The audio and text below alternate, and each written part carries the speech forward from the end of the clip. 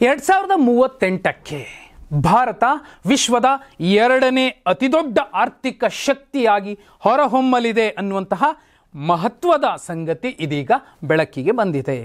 EY economy ವಾಚ್ನ August 2025ರ ಆವೃತ್ತಿಯ ಪ್ರಕಾರ ಭಾರತೀಯ ಆರ್ಥಿಕತೆಯು 2030ರ ವೇಳೆಗೆ 20.7 ಲಕ್ಷ ಕೋಟಿ ಡಾಲರ್ಗಳನ್ನು ತಲುಪಲಿದೆ ಅಂತ ಅಂದಾಜಿಸಲಾಗ್ತಿದೆ. ಮತ್ತು 2038ರ ವೇಳೆಗೆ ಈ ಒಂದು ಆರ್ಥಿಕತೆಯ ವೇಗ 34.2 ಲಕ್ಷ ಕೋಟಿ ಡಾಲರ್ಗಳಷ್ಟು ತಲುಪುವ ಮೂಲಕ ವಿಶ್ವದಲ್ಲಿ ಎರಡನೆಯ ಅತಿದೊಡ್ಡ ಆರ್ಥಿಕತೆಯ ಶಕ್ತಿಯಾಗಿ ಭಾರತ ಹೊರಹೊಮ್ಮಲಿದೆ ಅಂತ ನಿರೀಕ್ಷೆ ಮಾಡಲಾಗ್ತಿದೆ.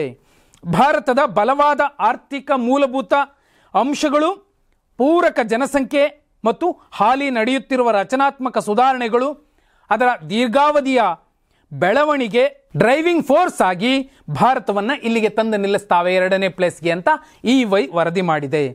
28.8 ವರ್ಷಗಳ ಸರಾಸರಿ ವಯಸ್ಸು, ಹೆಚ್ಚಿನ ಉಳಿತಾಯ ಮತ್ತು ಹೂಡಿಕೆಗಳು ಹಾಗೂ ಸರ್ಕಾರಿ ಸಾಲ GDP ಅನುಪಾತವು 2024ರ 81.3ರಿಂದ 2030ರ ವೇಳೆಗೆ ಅದು 75.8ಕ್ಕೆ ಇಳಿಯುವ ನಿರೀಕ್ಷೆಯೊಂದಿಗೆ ಭಾರತವು ಮುಂದಿನ 13 ವರ್ಷಗಳಲ್ಲಿ ಇತರ ಪ್ರಮುಖ ಆರ್ಥಿಕ ಶಕ್ತಿಗಳನ್ನು ಹಿಂದಿಕ್ಕಿ ದೇಶಗಳನ್ನು ಹಿಂದಿಕ್ಕಿ ವಿಶ್ವದ ಎರಡನೇ ಅತಿದೊಡ್ಡ ಆರ್ಥಿಕತೆಯ ಶಕ್ತಿಯಾಗಿ ಬೆಳೆಯುವಂತಹ ಎಲ್ಲ ಸಾಧ್ಯತೆಗಳಿದೆ ಅನ್ನೋದನ್ನು EY ವರದಿ ಮಾಡಿದೆ.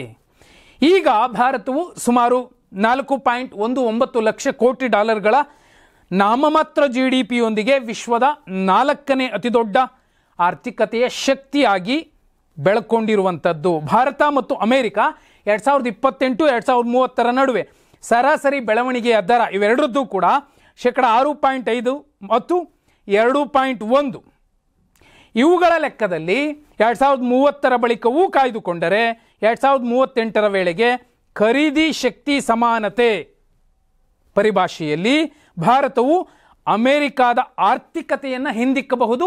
ಆಗ ವಿಶ್ವದ ಹಿರಿಯಣ್ಣನ ಪಟ್ಟಿಯಲ್ಲಿ ಭಾರತವು ಕೂಡ ಬರುತ್ತೆ. ಆಗ ಭಾರತ ವಿಶ್ವಗುರು ಆಗುತ್ತೆ ಅನ್ನುವಂತಹ BJPಗರ ಕನಸೇನಿತ್ತು, RSSನ ಲೆಕ್ಕಾಚಾರಗಳೇನಿತ್ತು, ಅವೆಲ್ಲವೂ ಕೂಡ ನಿಜವಾಗುವಂತಹ ಸಾಧ್ಯತೆ ಇದೆ ಅನ್ನೋದನ್ನು ಅತ್ಯಂತ ಸ್ಪಷ್ಟವಾಗಿ EY ಎಕನಾಮಿಕ್ ವಾಚ್ ಸ್ಪಷ್ಟವಾಗಿ ಹೇಳಿದೆ.